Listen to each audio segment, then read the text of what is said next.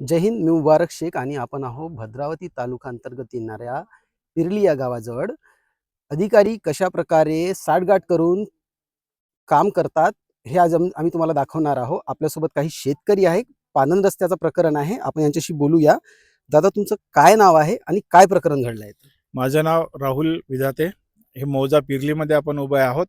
या बाजूला जे शेत आहे ते सर्वे क्रमांक 40 आहे. या बाजूचं जे शेत आहे ते सर्वे क्रमांक 57 आहे.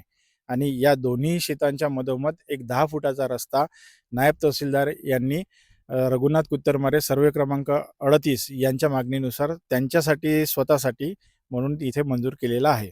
जेव्हा की रघुनाथ कुत्तरमारे या शेतकऱ्यासाठी गाव पांधन शिवपांधन ऑलरेडी तयार आहे आणि ती पारंपरिक पद्धतीची असल्यामुळे लोकांचं जाणं येणं त्या ठिकाणी भरपूर दिवसापासून आहे. हा पानंद रस्ता बनला तर किती लोकांना बेनिफिट मिळणार? त्या फक्त एका रघुनाथ कुत्तरमारे याच व्यक्तीला फायदा होईल, बाकी दुसऱ्यांचं सगळ्यांचं नुकसानच होणार आहे. आणि जो सरकारी पानंद रस्ता बंद आहे त्याच्यानं किती लोकांना त्याच्याने benefit मिळणार? जवळपास 10 लोकांसाठी तो रस्ता उपलब्ध होता. तो रस्ता रघुनाथ कुत्तरमारे यांनी दगड आणि माती टाकून बंद केला. त्यामुळे समोरच्या सर्व शेतकऱ्यांचं नुकसान झालेलं आहे आणि त्यांना जाण्या येण्यासाठी फार मोठ्या अडचणींचा सामना करावा लागत आहे. आता काय मागणी काय आहे तुमची? आमची मागणी एवढीच आहे की शिव रस्ता हा क्लिअर व्हावा आणि त्या रस्त्याने येण्या जाण्याची व्यवस्था सगळ्यांना सरकारद्वारे तयार करून देण्यात यावी.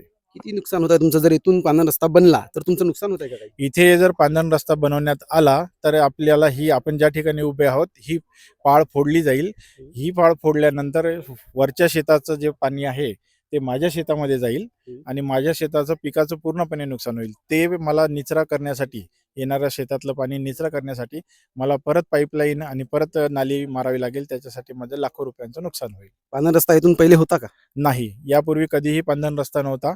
हा फक्त शेतकऱ्यांची पायवाट होती. पायवाट म्हणजे फक्त धुरा होता, ज्या या शेतकऱ्याचा उपयोगाचा होता आणि माझा होता. किती वर्षापासून वावर आहे तुमचा? हे जवळपास आमचं वडिलोपार्जितच आहे. आम्हाला आता जवळपास मीचा जन्म घेतला तेव्हापासूनच हे शेत मी बघितलेलं आहे. आता काय मागणी काय अजून ते? मागणी आमची एकच आहे की जी गव्हर्नमेंटची शीव आहे पांधन रस्ता, तो त्यांनी सरकारने मोकळा करून द्यावा. तर हे आपल्यासोबत शेतकरी बांधव होते. यांची मागणी आहे की पानंद रस्ता क्लिअर करून देण्यात यावा. बट गव्हर्नमेंट जे पानंद रस्ता आहे ते क्लिअर करून देण्यात येत नाही आणि प्रायव्हेट जे जागा आहे त्याच्यावरून पानंद रस्ता गव्हर्नमेंट बांधण्याच्या तयारीमध्ये आहे. अधिकारी साठगाठ करून कशा प्रकारे कार्य करतात हे आम्ही तुम्हाला दाखवलं आहे. असेच व्हिडिओ बघण्यासाठी बघत राहा चंद्रपूर मीडिया 24. जय हिंद.